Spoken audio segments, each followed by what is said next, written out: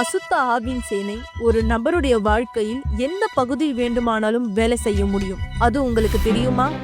ஒருவேளை உங்களால் பார்க்க கூடியதாக இருக்கலாம், அல்லது உங்களால் பார்க்க முடியாத விஷயத்திலையும் வேலை செய்ய முடியும். அசுத்த ஆவி எந்த இடத்தில் உங்களை தொட முயற்சிக்கிறதோ உடனடியாக பிரச்சனைகளையும் அழிவுகளையும் உங்களால் பார்க்க முடியும். மேலும் வாழ்க்கையின் ஒரு அழிக்கப்பட்ட பகுதி முழு வாழ்க்கையின் அழிவின் தொடக்கமாகும்.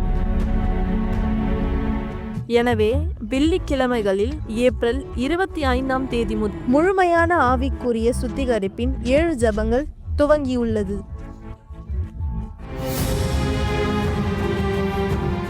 அந்த 7 வெள்ளிக்கிழமைகளிலும் நீங்கள் ஒரு ஜபத்தை பெறுவீர்கள். தேவனுடைய மனுஷனால் செய்யப்பட்ட ஒரு ஜபமானது இருக்கும். அந்த ஜபம் உங்களுடைய வாழ்க்கைக்கான முழுமையான விடுதலையை அறிக்கை செய்யும். நேரம் மாலை 7 மணி. முகவரி யுனிவர்சல் ஆலயம் 282 கீழ் 681 1000 விளக்கு, அண்ணா சாலை, சென்னை 6,06,000. உங்களுக்கு அருகாமையில் உள்ள யுனிவர்சல் ஆலயத்தில் நீங்கள் கலந்து கொள்ளலாம். வணக்கம் மக்களே, மிக சரியாகும். நீங்க பார்த்த பிரகாரம் இந்த 7 வெள்ளிக்கிழமைகள் ஆவிக்குரிய சுத்திகரிக்கிறதுக்காக நீங்க உங்களை இந்த தயார்படுத்திட்டு இருக்கீங்க. சிலர் ஏற்கனவே எங்களோடு இணைந்தவராய் இந்த இருக்கிறீர்கள், அல்லது நீங்க உங்களுடைய பிரச்சனை குறித்து கவலைப்படுகிறவராய், ஒருவேளை இந்த வலியையும் பாரத்தையும் சுமந்து கொண்டிருக்கிறவராய் நீங்கள் இருப்பீர்களே. ஆனால் உங்களுக்காக நான் இந்த வார்த்தையை சொல்ல விரும்புகிறேன். உங்களுடைய எல்லா சூழ்நிலைகளையும் நீங்கள் ஜெயிக்க முடியும். மனுஷனால், அதிகாரிகளால், இல்ல எந்த விதமான சூழ்நிலையிலும் என் வாழ்க்கை மாறாது அப்படின்ற ஒரு எண்ணங்களால் முழுகடிக்கப்பட்டவராய் நீங்க இந்த இருக்கீங்களா? இந்த அசுத்தத்தினுடைய எல்லா வேலைகள் உங்களுடைய விசுவாசத்தினாலே மாற்றப்பட முடியும். எனவேதான் இந்த 7 வெள்ளிக்கிழமைகள் உங்க வாழ்க்கையினுடைய 7 பகுதியில் இந்த சுத்திகரிப்பானதை நடைபெறும்படியாக நாம் இந்த விசுவாசத்தினுடைய செயலை செய்து கொண்டிருக்கிறோம். ஆசைய வாழ்க்கையில பல சூழ்நிலைகள், பல கடினங்கள், அவமானத்தின் நிலையை நான் சந்தித்துக் கொண்டிருக்கிறேன். தேவன் மாற்ற வல்லமை படைத்தவராய் இந்த இருக்கிறார். ஆம், தேவன் உங்களுடைய வாழ்க்கையானதை மாற்ற வல்லமை படைத்தவராய் இருக்கிறார். எனவேதான் நீங்கள் இந்த நேரம் சரியா பார்க்கிற இந்த தொலைபேசி எண்களில் 9384638738 வாட்ஸ்அப் மூலமாகவோ அல்லது நீங்க போன் மூலமாகவோ எங்களை தொடர்பு கொள்ளுங்கள். இலவச ஆலோசனைகளுக்கு, வழிநடத்துதலுக்கு, மேலும் உங்களுடைய விண்ணப்பங்களை நீங்கள் குறிப்பிடும்படியாக உங்களுடைய விசுவாசத்திலே தேவனுடைய பதிலை பெற்றுக்கொள்ள நீங்கள் தயார்படுத்தப்பட முடியாது. நம்முடைய ஆலயத்தினுடைய கூட்டங்கள் எப்படியாக நீங்கள் ஆலயத்துக்கு வரலாம் என்று எந்த விவரங்களை நீங்கள் தெரிந்து கொள்ள விரும்பினாலும் நீங்கள் தொடர்பு கொள்ளுங்கள். என தேவன் மாறாத தேவனாயிருக்கிறார். அவருடைய சர்வ வல்லமையான கரத்தன் உங்களுடைய வாழ்க்கையை மாற்ற அவர் விருப்பமுள்ளவராயிருக்கிறார். எனவே இந்த நேரம் இந்த வார்த்தை இந்த கவனிங்க.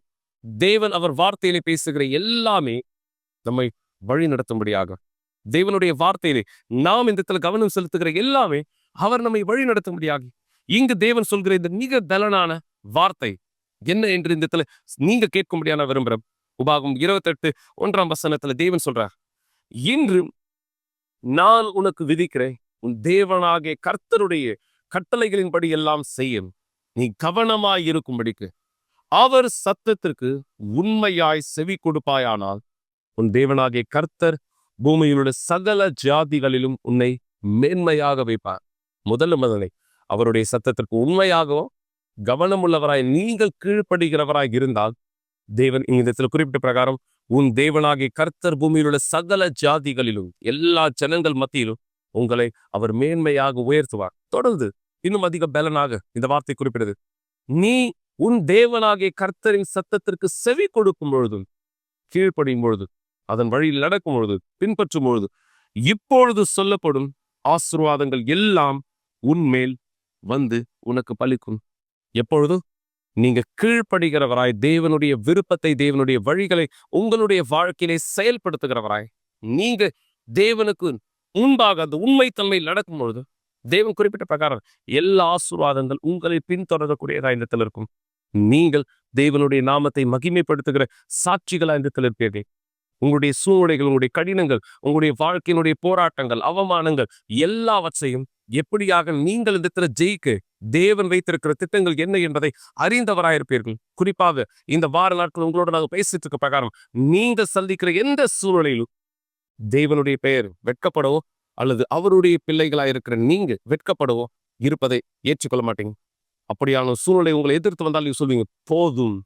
இதுதான் தேவன் இங்கு இந்த நேரம் உங்களுக்கு கொடுக்கிற வார்த்தையின் வழி நடத்துதலா இருக்கிறது.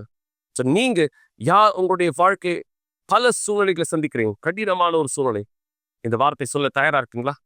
இந்த வார்த்தை எப்படியாக நாம் விசுவாசத்தோடு செயல்படுத்தும் பொழுது பதில்கள் வரும் என்பதை நீங்களே பார்க்கும்படி இந்த சாட்சியை பாருங்கள் இப்பொழுதே. எனக்கு உதவி செய்யுங்க. தயவு செய்து எனக்கு உதவி செய்யுங்க. எனக்கு உதவி வேணும். நிறுத்துங்க. தயவு செய்து எனக்கு உதவி செய்யுங்க. என் கையில இருக்க இந்த ரத்தத்தை எடுத்து போடுங்க. தயவு செய்து இது எடுத்து போடுங்க. எனக்கு உதவி செய்யுங்க. Tudo isso இது எல்லாமே எங்க அப்பா இறந்ததுல இருந்து ஆரம்பிச்சது. falecer. என்னுடைய அப்பா போன வருஷம் இறந்துட்டாரு. அவங்க கேட்டிருந்தாங்க, யாரா ஒருத்தர் வந்து இவர்தானா அப்படின்னு உறுதி செஞ்சுட்டு போங்க அப்படின்னு சொன்னாங்க. நானே முன்னாடி போய் சொன்னேன், நான் வந்து பார்க்குறேன்னு. அது அவருடைய உடல் தானான்னு பார்க்கறதுக்காக நான் ஹாஸ்பிட்டல் போயிருந்தேன். அங்கே நான் வியாதிப்பட்டேன். அங்கேயே நான் மயக்க போட்டு கீழே விழுந்துட்டேன். என் தலை பலமாக அடிபட்டது. அதனுடைய பாதிப்பாக நான் ஞாபக சக்தியை இழந்துட்டேன். எனக்கு மிக சரியா அப்பத்திலிருந்து எவ்வளோ நாள் நான் அப்படி இருந்த ஞாபகம் இல்லை. ஆனால் என்னுடைய ஞாபக சக்தியில் அடிக்கடி என்னுடைய பழைய நினைவுகள் வந்து போகும். அந்த நேரத்தில் என்னுடைய அப்பா எனக்கு பாலியல் தொந்தரவு கொடுத்தாரு. எனக்கு 4 வயசு இருக்கும்பொழுது அது எனக்கு ஞாபகம் வந்தது. அதுக்கு பிற்பாடு நான் வெளிப்படுத்த ஆரம்பித்தேன். என்னுடைய அப்பாவுடைய உருவத்தை நான் பார்த்தேன். அவர் சொன்னார், நீ தான் என்னை கொலை பண்ணிட்டேன்னு. நடந்த எல்லாத்துக்குமே நான் தான் காரணம்னு நினச்சேன். இதனால நான் ஜெயிலுக்கு போக விரும்பலைன்னா என்னுடைய வாழ்க்கையை நானே முடிச்சுக்கணும். ஆமாம், நான் தான் இதை பண்ணேன். அங்கிருந்து வெளியே வந்துரு. நான் தான் அவரை கொலை பண்ணேன். ஆமாம், நான் தான் அவரை கொலை பண்ணேன். நான் தான் அவரை கொன்னுட்டேன். நான் தான் அவரை கொன்னுட்டேன். நான் போலீஸோட போக விரும்பல. என்னுடைய அப்பாவினுடைய மரணத்துல இருந்த அந்த குற்ற உணர்ச்சி என்னை ஒருபோதும் தனியா விடல. என்னை பொறுத்த வரைக்கும் அது எல்லாமே என்னுடைய தப்பு தான். இந்த போட்டோ எடுக்கும்போது என் கையில ரத்தம் இருக்கிறது போல நான் உணர்ந்தேன். மக்களிடத்துல உதவி கேட்டேன், இதை சுத்தப்படுத்துங்கன்னு. இது எடுத்து போடுங்க. தயவு செய்து இது எடுத்து போடுங்க. இப்பவே இது எடுத்து போடுங்க. டவல் இருந்தா கொண்டு வாங்க. இது என் கையில இருந்து எடுத்து போடுங்க. 38 வருஷமா இந்த எல்லா கஷ்டத்தையும் எனக்குள்ளாக வச்சிருந்தேன். எனக்கு ஏற்கனவே திருமணம் ஆயிடுச்சு. 3 பசங்களுக்கு அம்மாவா இருக்கு. ஒருத்தவங்களுக்கு 19 வயசு, இன்னொருத்தவங்களுக்கு 14, இன்னொருத்தவங்களுக்கு 9 வயசு. என்னுடைய கணவரும் சரி, என்னுடைய பசங்களும் சரி, முன்னாடி இதை பார்த்ததே கிடையாது. இதற்கு சம்பந்தப்பட்ட விதத்துல எதுவுமே அவங்க பார்த்ததில்லை. என்ன நடந்ததோ எல்லாத்தையுமே அவங்க பார்த்தாங்க. என்னையும் அவங்க கூட சேர்ந்து பார்த்துக்க வேண்டியதா போயிடுச்சு. இந்த இடத்துல என்னுடைய பையன் என் கூட போராடிட்டு இருந்தான். அப்ப நான் கையில ஒரு கத்தியை வச்சுட்டு இருந்தேன். நிறுத்துமா, நிறுத்து. நீ பண்றதெல்லாம் நான் ஃபிலிம் எடுக்கிறேன் பாரு. சில நேரத்தில் அவங்கள வந்து போலீஸை வந்து வெளியே கூட்டின்னு வாங்கன்னுவாங்க. அவங்களுக்கு உதவி செய்ய கூட யாரும் இருக்க மாட்டாங்க, தனியாக இருப்பாங்க. சில நேரத்தில் தப்பான இடத்துல இருந்து அவங்கள நான் எடுக்க வேண்டியதாக இருந்தது. இது சம்மந்தப்பட்டதா எனக்கு எதுவுமே ஞாபகம் இல்லை. நான் கத்தி எடுத்துக்கிட்டு என்ன அறுத்ததாவோ அல்லது நான் கத்தி எடுத்ததா கூட எனக்கு எதுவுமே ஞாபகம் இல்லை. ஒரு உதாரணத்துக்கு சொல்லணும்னா, பாபிக்யூ வெட்டுற அந்த கத்தி கூட நான் வச்சதான் ஞாபகம் இல்லை. நான் உண்மையாலே பெரிய கத்தியெல்லாம் கையில் வச்சுட்டு இருந்திருக்கேன். நான் துணி துவைக்கும் பொழுது பயன்படுத்துகிற அந்த லிக்விடை குடிச்சிருக்கேன். சோப் எல்லாத்தையும் சாப்பிட்ருக்கேன். பாத்திரங்கள்லாம் கழுவுற அந்த லிக்விடை கூட நான் குடிச்சிருக்கேன். அதுக்கு பிற்பாடு மனநோயாளிகள் இருக்க ஹாஸ்பிட்டலில் என்னை அட்மிட் பண்ணிட்டாங்க. என் வாழ்க்கையில் நான் அனுபவிச்ச எல்லாத்தையுமே நான் நிறுத்தணும்னு நினச்சேன். ஆனால் எனக்கு அதை செய்வதற்கான பலனே இல்லை.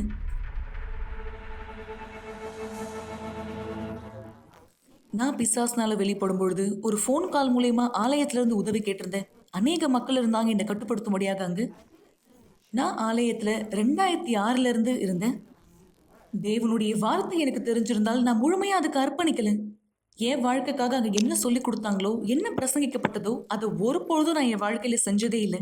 அதை செய்ய முடியாதபடிக்கு எது என்னை தடுத்துச்சுன்னா, என்னுடைய அப்பாவின் மீது என் வாழ்நாள் முழுவதும் இருந்த என்னுடைய வெறுப்பு தான். நான் சொன்னேன், நான் அவரை மன்னிச்சிட்டேன். என் குடும்பத்தில் யார் மேலேயும் எனக்கு எந்த கோபமும் இல்லைன்னு நான் சொன்னேன். விசேஷமாக என்னுடைய அப்பா மேலே. எப்படியா இருந்தாலும் நான் அவரை மன்னிச்சிட்டேன்னு சொல்கிறது ஒரு விஷயம், ஆனால் உண்மையாகவே அவரை மன்னிக்கிறது வேற விஷயம். நீங்கள் இங்கே வந்து உட்கார்ந்ததுலேருந்து நான் பார்க்குறேன், நீங்கள் பயங்கரமாக அழுதுகிட்டு இருக்கிறீங்க. இதை நான் பார்த்தேன். நான் மன உடைச்சலை உணர்றேன். எனக்கு நடுக்கமாக இருக்கு மற்றும் எனக்கு பயங்கரமாக தலைவலிக்குது. எழுந்துருங்க தயவுசெய்து.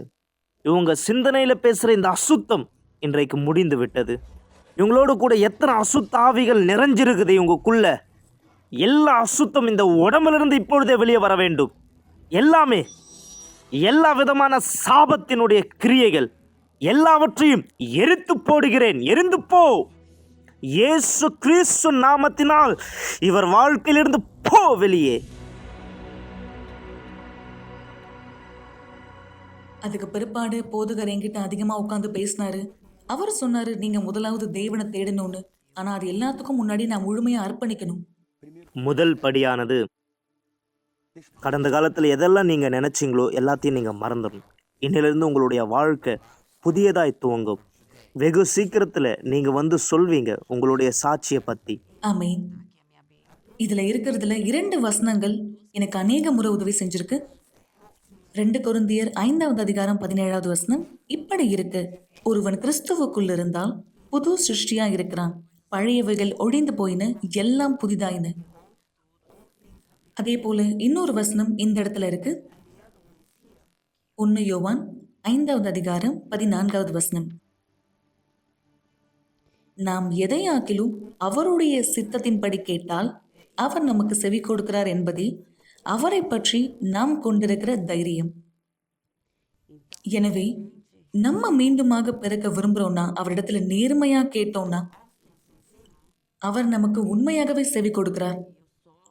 நான் எப்போ உண்மையாகவே என்னை முழுமையா தேவனிடத்துல அர்ப்பணிக்க முடிஞ்சதுன்னா, எப்ப நான் முடிவெடுத்தேனோ இனிமேலும் இப்படிப்பட்ட உணர்ச்சிகளை நான் எனக்குள்ளாக வைத்துக்கொள்ள விரும்பல. அந்த நேரத்துல தான் நான் உண்மையாகவே முடிவெடுத்தேன், தண்ணீர்ல ஞானஸ்தானம் எடுக்கணும்னு. நீங்க இந்த போட்டோல பாக்குறது போல வருஷத்தினுடைய கடைசியில சீனாய் மலையின் மீது இஸ்ரவேல் சிறப்பு நிகழ்ச்சி அறிமுகப்படுத்தப்பட்டது. நான் என்னை முழுமையா அர்ப்பணிப்பதற்கான வாய்ப்பா அதை பார்த்தேன். நான் ஏற்கனவே தனி ஞானஸ்தானம் எடுத்திருக்கேன், ஆனா அது 100% செய்த ஞானஸ்தானம் இல்லை. ஏதோ ஒன்று தவற விடப்பட்டது, அதுதான் பரிசுத்த ஆவியானவர். எனவே நான் என்னை இதுல முழுமையா ஈடுபடுத்தினேன். என்னுடைய பண ரீதியான தியாகத்தை நான் ஆயத்தப்படுத்தினேன். அது மட்டும் இல்லாம என்னுடைய மிகப்பெரிய தியாகத்தையும் நான் ஆயத்தப்படுத்தினேன். அதுதான் என்னுடைய அப்பாவை நான் மன்னிக்க வேண்டியதா இருந்தது. என்னுடைய அப்பா ஏற்கனவே ஒரு வியாதியினால இறந்துட்டார். இருந்தாலும் நான் சொன்னேன், அப்பா நான் உங்களை மன்னிக்கிறேன். இனிமேலும் உங்களை எதிர்த்து எந்த வெறுப்பும் எனக்குள்ளாக இல்லை. நான் பீடத்து மேல இருந்து கீழே இறங்கி வந்தேன். இலகுவா உணர்ந்தேன். ஒரு லாரி என் மேல இருந்து எடுக்கப்பட்டது போல உணர்ந்தேன். அந்த இடத்துல இருந்து நான் வெளியே வரும்பொழுது ஏற்கனவே சந்தோஷமா வெளியே வந்தேன். அதுக்கு பிற்பாடு எந்த ஒரு பயமும் இல்லாம என்னுடைய கடந்த காலத்தை குறித்து என்னால பேச முடிஞ்சது. அதுக்கு பிற்பாடு உபவாசத்துக்கான நோக்கத்தை நான் ஏற்படுத்தினேன். நான் தேவனுடைய வார்த்தையை தீர்மானத்தோடும் மற்றும் தாகத்தோடும் இன்னும் அதிகமா படிச்சேன். எனக்கு உண்மையாகவே இது தேவைப்பட்டது. ஏன்னா தண்ணீர் ஞானஸ்தானம் மட்டும் போதுமானது கிடையாது. நான் அந்த முத்திரையை பெற்றுக்கொள்ள வேண்டியது அவசியமா இருந்தது, அவருடைய மகள் என்ற முத்திரை. பிப்ரவரி மாதம் 21ஆம் தேதி 2024 புதன்கிழமை விடிய காலையில நான் பரிசுத்தாவினால் அபிஷேகிக்கப்பட்டேன். நான் அப்படிப்பட்ட ஒரு சமாதானத்தை உணர்ந்த என்னுடைய வாழ்க்கையில 30 வருஷத்துல நான் அதை உணர்ந்ததே இல்லை. நான் இந்த சத்தத்தை கேட்டேன், என் மகளே, நீ இனிமேலும் தனிமையில இல்லை. நீ எப்பவுமே சொல்லுவ உனக்கு அப்பா இல்லைன்னு. ஆனா எல்லா நேரத்திலுமே நான் உனக்காக இருந்தேன். நான் எப்பவுமே உன்னுடைய அப்பாவா இருந்தேன். அந்த நேரம் எனக்குள்ளாக அந்த உறுதி வந்தது. அந்த நேரம் என் குடும்பத்தாருக்கு தெரியப்படுத்தணும்னு நினைச்சேன். நான் ஃபோன் கூட எடுத்து சில பேருக்கு ஃபோன் பண்ணிட்டேன். அப்ப நான் சில பேருக்கு ஃபோன் பண்ணும்பொழுது அங்க ரிங் போகும்போது தான் நான் யோசிச்சேன், நான் என்ன பண்ணிட்டு இருக்கேன்? நடுராத்திரியில போய் எல்லாரையும் எழுப்பணுமான்னு நினைச்சேன். இப்போ என்னுடைய கணவர் மறுநாள் காலையில எழுந்தாரோ, நான் என் கணவர்கிட்ட சொன்னேன், நான் உங்ககிட்ட ஒரு விஷயம் சொல்லணும்னு. அவர் கேட்டார், என்ன சொல்ல போற? நான் சொன்னேன், நான் பரிசுத்தாவினால் அபிஷேகத்தை பெற்றுக்கொண்டேன். இப்போ என்னால சொல்ல முடியும், நான் முன்னாடி வாழ்ந்த வாழ்க்கை ஏமாற்றத்துல வாழ்ந்தேன். நான் சொல்லிட்டு இருந்தேன் எனக்கு அப்பாவே இல்லைன்னு. ஆனா நிஜத்துல பார்த்தா தேவன் எப்பொழுதுமே என் மேல சோர்ந்து போகவே இல்லை.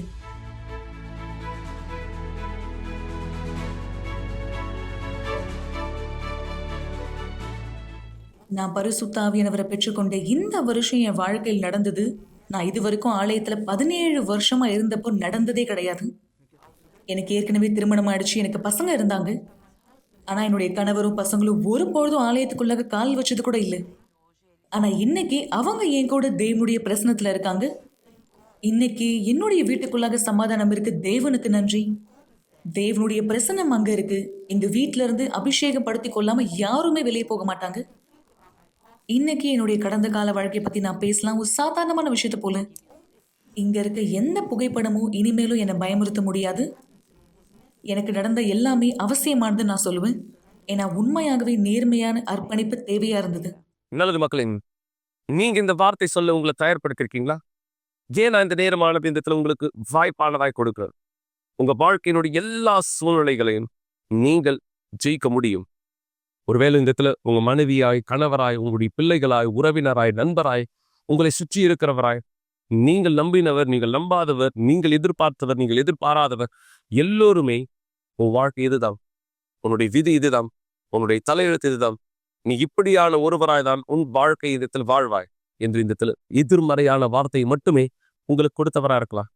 ஆனா தேவனுடைய வார்த்தை நீங்க கேட்டீங்க. தேவன் சொல்ல, என் சத்தத்திற்கு கவனமாய் செவி கொடுத்தால் வித்தியாசத்தை நீ காண்பாய். தேவன் உங்க வாழ்க்கை வித்தியாசப்படுத்த விரும்புற தேவன் அவருடைய வல்லமையினாலே உங்களுடைய வாழ்க்கைக்கான பதில்களை, பலன்களை இந்த கொண்டு வர விரும்புகிறார். என தேவன் மாறாதவர் தானே, அவர் அதி அற்புதமான காரியங்களை வெளிப்படுத்துகிறவர் தானே. ஆனா நீங்க உங்க வாழ்க்கையை யார் மாற்றிக்கொள்ள இந்த விரும்புறீங்களோ, யோசிங்க ஒரு நிமிஷம். நான் என் வாழ்க்கையை மாற்றிக்கொள்ள விரும்புறேன் அப்படியான ஒரு நபராய் நீங்கள் இருக்கிறீர்களானா, உங்களுடைய முதற்படியானதை நீங்கள் எடுத்து வைக்க வேண்டியதா இருக்கு. நான் சொல்ல சரியா? எனக்கு பசிக்குது அப்படின்னும் பொழுது நான் தான் அந்த ஆகாரத்திற்கான வழியை உண்டாக்குகிறவனாகும். அந்த ஆகாரத்தை நான் சாப்பிடுகிறவனா இடத்துல இருப்பேன். எனக்காக இன்னொருத்தர் சாப்பிட முடியாது. நான் சொல்ல சரிங்களா? அப்ப நீங்க யார் இந்த சூழலை மாற்றிக்கொள்ள இந்த விரும்புறீங்களோ, நீங்க ஒருவேளை போன் பண்ணி பாஸ்டர் எனக்கா ஜெபிங், நீங்க இந்த இடத்துல மற்றவர்களிடத்துல உங்களுடைய விண்ணப்பமானது கொடுத்து எனக்காக ஜெபிங் சொல்லலாம். ஆனா அவர்கள் உங்களுக்கு ஜெபிப்பதை பார்க்கணும். நீங்கள் உங்களுக்காக போராடுவது பலனானது, விசேஷமானது, அது பதில் கொண்டு வரக்கூடியது.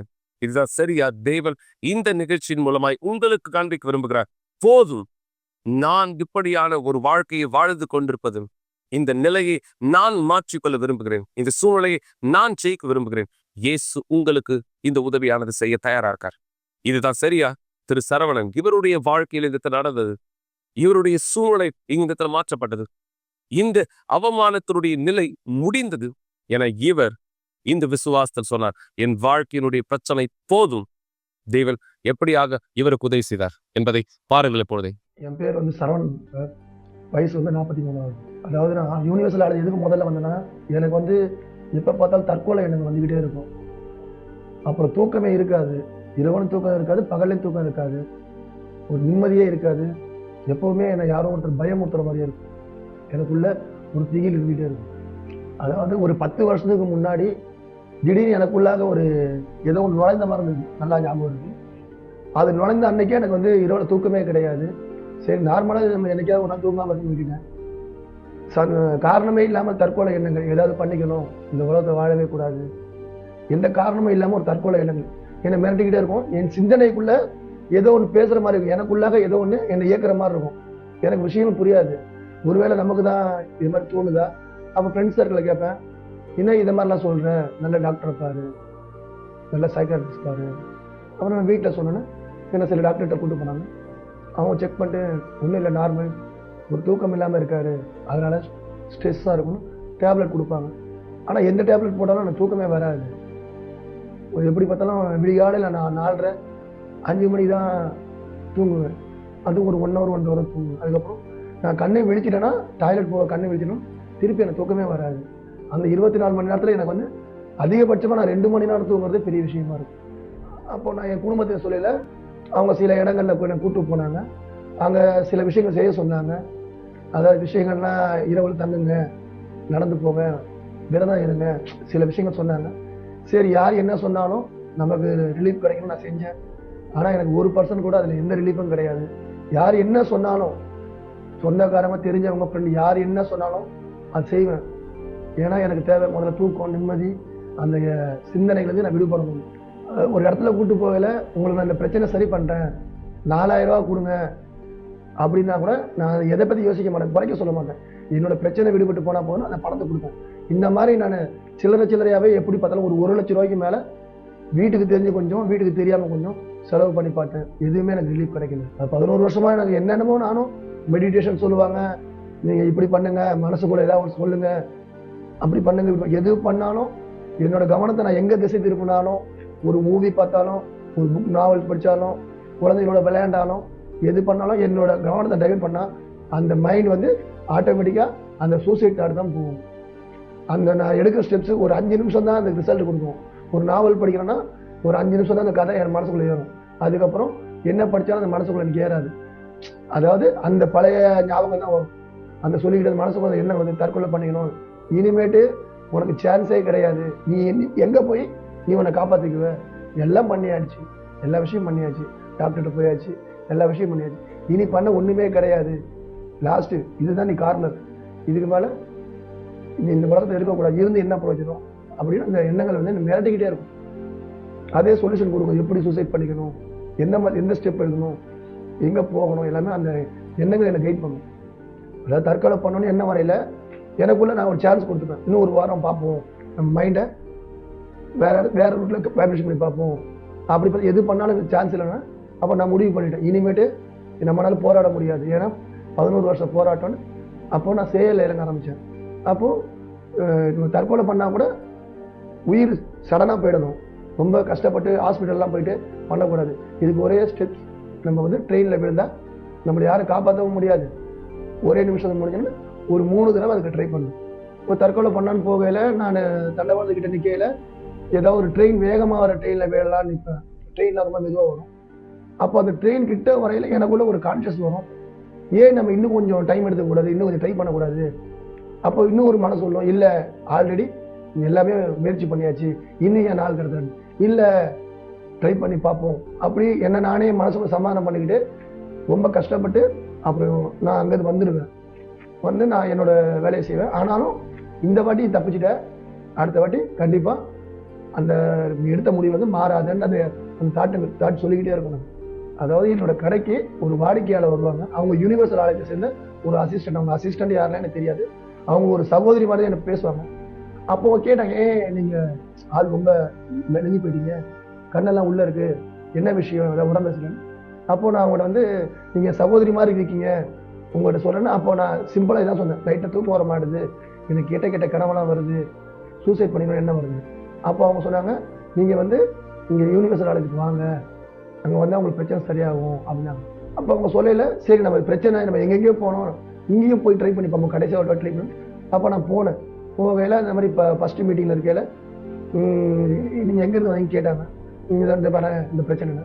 அப்போ அவங்க சொன்னாங்க, சரி தொடர்ச்சியாக வாங்க, விசுவாசமாக வாங்க, உங்கள் பிரச்சனை விடுதலை ஆகிடுவாங்க. அப்போ நான் தொடர்ச்சியாக போக ஆரம்பித்தேன். எனக்குள்ள ஒரு நம்பிக்கை, சரி எவ்வளவோ செலவு பண்ணோம், இது வந்து நம்ம ஒரு முயற்சி தானே, இதையும் பண்ணி பார்க்கணும். அப்போ நான் தொடர்ச்சியாக வாரத்தில் புதன்கிழமை, வெள்ளிக்கிழமை, ஞாயிற்றுக்கிழமை 3 ப்ரேயரை வந்து மிஸ் பண்ணாமல் தொடர்ச்சியாக வர ஆரம்பித்தேன். அப்படி நான் வந்துட்டு இருக்கையில் ஓரளவு நிவாரணம் கிடைச்சிது. அந்த எண்ணங்கள் வந்து கொஞ்சம் ரிலாக்ஸ் ஆச்சு. அப்போ நான் எல்லாரும் பக்கத்தில் கேட்பேன், உங்களுக்கு என்ன ஆச்சு, நீங்கள் எதனால் வந்தீங்க, இந்த பக்கத்தில் கேட்பேன், உங்களுக்கு என்ன ஆச்சு எதனால் வந்தீங்க.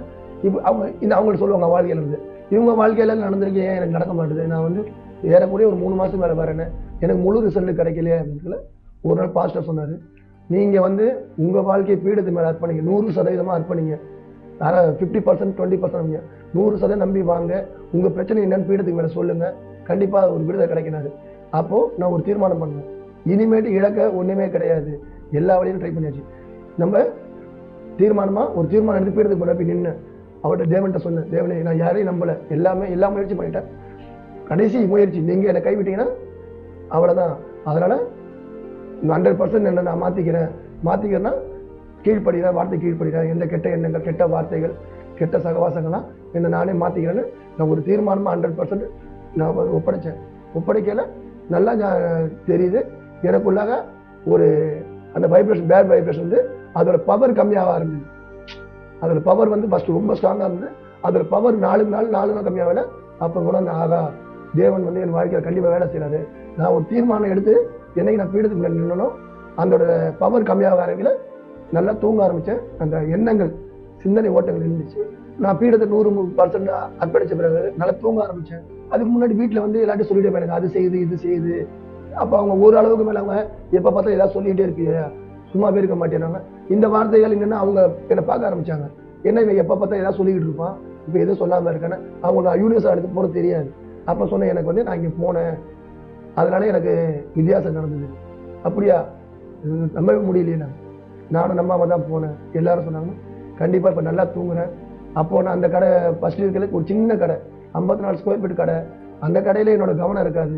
எப்போ பார்த்தாலும் இந்த எண்ணத்துலேயே நான் நிறைய செலவு பண்ண, முதலீடு கிடையாது, கடை வாடகை கொடுக்க முடியாது, கடையை காலி பண்ணுற ஸ்டேஜ் வந்தேன். இங்கே திங்கட்கிழமை கூட்டத்தில் வர ஆரம்பிக்கல. எனக்கு படிப்படியாக தேவன் வந்து இதை விட பெரிய கடை, 5 மடங்கு பெரிய கடை கொடுத்தாரு. 4 ஸ்டாஃப் வச்சு சம்பளம் கொடுக்குறேன். இன்னைக்கு வந்து அந்த கடைக்கு 7,500 வாடகை. இந்த கடைக்கு மாதம் என்னோட செலவே வந்து ஏறத்தாழ 1 லட்சம் ரூபாய் செலவு.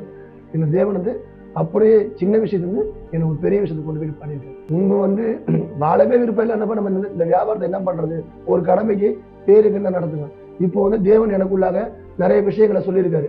நீ வாழ்க்கையில உன்னை புறக்கணிச்சவங்களுக்கு வாழ்ந்து கட்டும். நான் தேவன்டி தான் கேட்பேன், தேவனை என்னோட வாழ்க்கைக்குள்ளாக நீங்க இருக்கீங்கன்னு மற்றவங்க என்னோட வார்த்தையை பார்த்து தெரிஞ்சுக்கூடாது, என்னோட வாழ்க்கையை பார்த்து தெரிஞ்சுக்கணும் அப்படின்னு நினைச்சுதான் நான் ஒரு தடவை வேண்டுவேன். என்னோட வாழ்க்கையை பார்த்து மற்றவங்க உன் வாழ்க்கை எப்படி மாறிச்சுன்னு அதே மாதிரி இப்போ கேட்க ஆரம்பிச்சாங்க. நானும் நிறைய உறுப்பினர் கொண்டு வந்து சேர்த்துருக்கேன். அவங்க வாழ்க்கையில எவ்வளவு சாட்சியை சொல்லியிருக்காங்க. எல்லாத்தோட மிக முக்கியமானது நான் என்ன நினைச்சேன்னா, ஒரு நாள் சொன்னாங்க, பரிசுத்த ஆவி கிடைச்சாதான் நீங்க வந்து உங்க வாழ்க்கையில ரட்சிப்பு. ஏன்னா ரட்சிப்பை வந்து விலை கொடுத்து வாங்க முடியாது. பொருளோட ஆசீர்வாதம் இன்னைக்கு இருக்கும், நாளைக்கு எக்ஸ்ட்ரா ஆகலாம், குறைவாகலாம், சூழ்நிலை மாறல நம்ம. ஆனா ரட்சிப்பை வந்து நீங்க விலை கொடுத்து வாங்க முடியாது. இதுக்கு முதல் காரணம் நீங்க உங்களோட பரிசுத்த ஆவி தேடணும். பரிசுத்த ஆவிக்கு நீங்க கவனம் கொடுக்கணும்னா, நான் புதன்கிழமை பேர்ல நான் வேற எதையுமே கேட்க மாட்டேன். எனக்கு இன்னும் உங்க ஆவி அதிகமா வரணும், இன்னும் அதிகமா அந்த ஆவியை பெற்று என்ன மாதிரி கஷ்டப்படுறவங்க, நான் எனக்கு ஒருத்தர் உதவி பண்ணவன், நானும் நிறைய பேருக்கு போய் உதவி பண்ணணும் என் வாழ்க்கையில் நான் சொல்லி அவங்களும் விடுதலை நிம்மதி பெறணும்னு சொல்லி தான் வேண்டிக்கிறேன். அது எனக்கு பரிசுத்த ஆவி கிடைச்சது. கண்டிப்பா இப்போ நான் பீஸ்ஃபுல்லா இருக்கேன், எனக்கு எந்த பயமும் கிடையாது. நான் மற்ற மக்கள்கிட்ட என்ன சொல்ல விரும்புறேன்னா, சூழ்நிலைகள் வந்து நமக்கு முன்னாடி ரொம்ப கஷ்டமா தெரியும். ஏன்னா இதுதான் முடிவு, இதுக்கு மேலே வாய்ப்பே கிடையாது, வழியே கிடையாது, சொல்யூஷனே கிடையாது. ஆனா தேவன்கிட்ட போனோம்னா நம்ம வந்து நமக்கே தெரியாது அந்த சிந்தனையில இதுக்கு இப்படி ஒரு தீர்வு இருந்தது, நம்ம வாழ்க்கையே அப்படியே மாத்திடுவாரு. அதுல ஒரே முக்கிய சாட்சி நான். ஏன்னா சான்ஸே கிடையாது, எல்லா வழியிலும் ட்ரை பண்ணியாச்சு, லாஸ்ட் ஃபைனல் இதுதான் ஒரு முடிவு எடுத்தேன். என் வாழ்க்கை மாறிச்சு. என் வாழ்க்கை எப்படி மாறிச்சோ அதே மாதிரி கண்டிப்பா உங்க வாழ்க்கையும் மாறும். நீங்க தேவனை நம்பினீங்கன்னா 100% நம்பினீங்கன்னா இதுல எந்த சந்தேகமும் கிடையாது. கண்டிப்பா உங்க வாழ்க்கை. கவலைப்படுவதை நிறுத்துங்கள் என்ற நிகழ்ச்சியை பார்த்து கொண்டிருப்பதற்கு மிக்க நன்றி.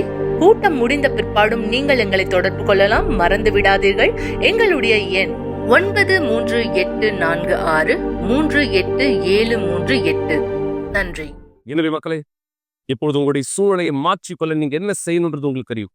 போதும், பல மக்கள் இந்த வார்த்தையை தவறான விதத்துல பயன்படுத்தியிருக்காங்க. திரு சரவணன் அவர் முயற்சி செய்தது போல கூட எத்தனை முறை அவர் தன்னைத்தானே அழித்துக் கொள்ள இந்த இடத்துல முயற்சி செய்தார்.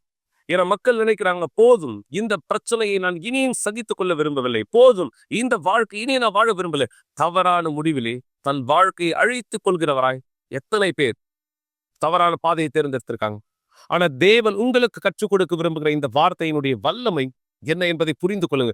நீங்க சொல்ல போகிற இந்த வார்த்தை, போதும், இனியும் தரித்திரத்தை, இனியும் அவமானத்தை, இனியும் என்னுடைய வாழ்க்கை அழிக்கப்பட்டிருப்பதை, இனியும் தேவனுடைய வார்த்தைக்கு விரோதமாக அல்லது அவருடைய வார்த்தையில் குறிப்பிடாத காரியங்கள் என் வாழ்க்கையில் இருப்பதை நான் ஏற்றுக்கொள்ள மாட்டேன். தேவனே எனக்கு உதவி செய்யும். நான் உங்களுக்கு முன்பு சொல்லியிருந்தேன், இதனை யாக்கோபு செய்தார்.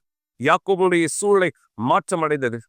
விசுவாசத்தினுடைய நாயகர்கள் அவர்கள் இதுதான் செய்தாங்க. குறிப்பாய் ஆபிரகாம், அவர் இதான் செய்தார்.